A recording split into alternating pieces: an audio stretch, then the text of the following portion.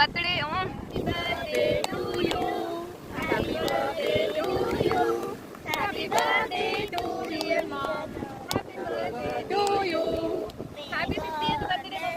ఎలా అనిపిస్తుంది నీ 50th బర్త్డే? బీచ్ సైడ్ వెనక బీచ్, ఇక్కడ టేబుల్ వేసుకొని సెటప్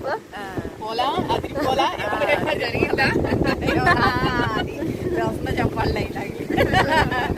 50th బర్త్డే ఎంత గ్రాండ్ గా ఎక్స్పెక్ట్ చేసావు అసలు అవుతుందని? బీచ్ సైడ్ చేయలేదు కదా, బాగుందా?